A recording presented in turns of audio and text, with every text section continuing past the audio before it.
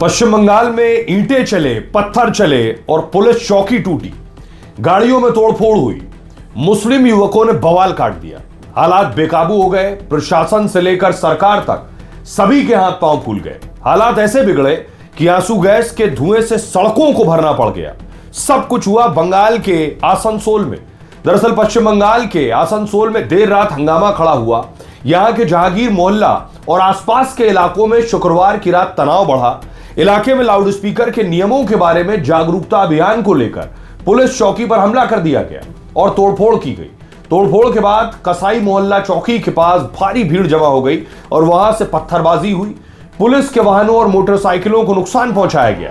मामला इतना बिगड़ गया कि पुलिस को लाठीचार्ज करना पड़ गया और उसके बाद आंसू गैस के गोले दागने पड़े। प्रशासन ने भारी पुलिस बल तैनात किया और छावनी बना दी इलाके को। पुलिस उनकी पहचान कर रही है अब जो इसमें शामिल थे। सभी लोगों के खिलाफ कानूनी कार्रवाई की जाएगी। मतलब ये कि अब यूपी की तरह उपद्रवियों को छोड़ा नहीं जाएगा जो आए, जिन्होंने पुलिस चौकी तक तोड़ दी। जानकारी के मुताबिक उपद्रवियों ने पुलिस चौकी के कंप्यूटर, सीसीटीवी को तोड़ दिया। पुलिस चौकी के अंदर पत्थर और ईंटों के बड़े टुकड़े पाए गए और पूरा सामान बिखरा पड़ा था। तनाव के दौरान उपद्रवियों ने आसपास रखे वाहनों को भी नुकसान पहुंचाया। पुलिस ने जवाबी कार्रवाई में लाठीचार्ज किया और भीड़ को हटाने के लिए आंसू गैस के गोले छोड़े। फिलहाल आसनसोल दुर्गापुर पुलिस कमिश्नरेट इलाके में तनाव है। आसनसोल में पैरामिलिट्री फोर्स को डिप्लॉय किया गया है। फोर्स ने शांति बनाए रखने के लिए पूरे इलाके में मार्च किया और इस समय स्थिति सामान्य बनी हुई है। यह पूरी कार्रवाई यूपी स्टाइल में हो रही है। दरअसल यूपी में लाउडस्पीकर को लेकर नियम बहुत सख्त है।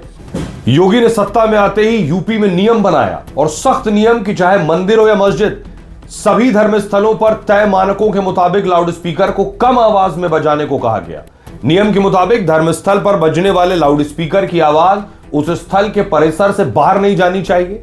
नियमों का उल्लंघन पाए जाने पर इन्हें उतारने का आदेश है। इसके साथ ही जो भी नए धार्मिक स्थल स्थापित होंगे उन्हें हाईकोर्ट की गाइडलाइन के अनुसार ही लाउडस्पीकर लगाना होगा। साथ ही जिन जिलों में कमिश्नरेट प्रणाली लागू है, वहां जिन जनपदों में यह सिस्टम लागू नहीं है, उन्हें सहायक पुलिस अधीक्षक से अनुमति लेनी होगी। लेकिन लाउडस्पीकर की तरह बंगाल में नमाज पर भी बवाल हुआ। सड़क पर नमाज पढ़ने को लेकर विवाद हुआ और इसके बाद हंगामा शुरू हो गया और फिर पुलिस को एक्शन लेना पड़ा। जानकारी के अनुसार नमाजियों ने दावा किया कि वो सालों से सड़क पर नमाज पढ़ते आ रहे हैं। हालांकि पुलिस के कड़े रुख के बाद नमाजियों ने सड़क खाली कर दी।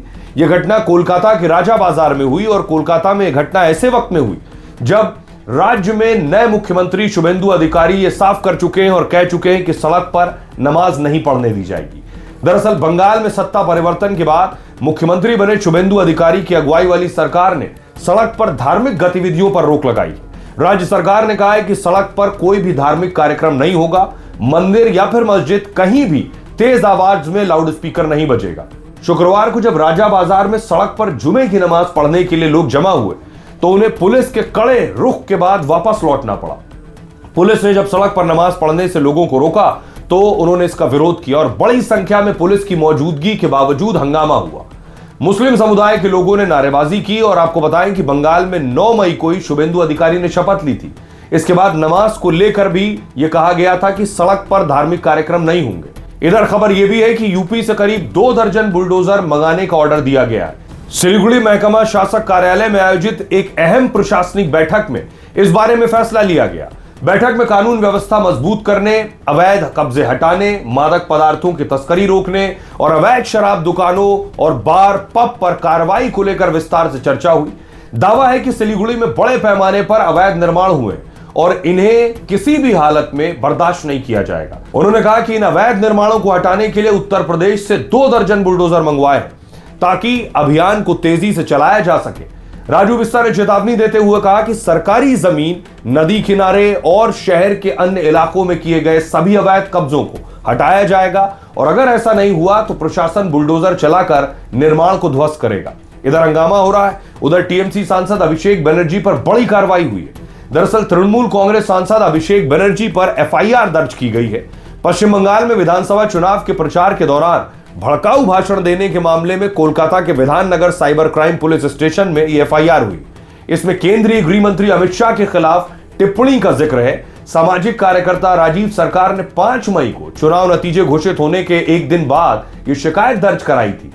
सरकार ने आरोप लगाया कि कई चुनावी कार्यक्रमों में भड़काऊ टिप्पणियां की गई, इन भाषणों से आपसी दुश्मनी को बढ़ावा मिला है और सार्वजनिक शांति भंग हुई है। इसमें यह भी लिखा गया है कि केंद्रीय गृह मंत्री अमित शाह को भी धमकियां दी गई हैं। इनमें से कई धाराएं गैर जमानती हैं, जो दंगों के लिए उकसाने, कई समूहों के बीच नफरत फैलाने और गंभीर धमकी देने से संबंधित हैं।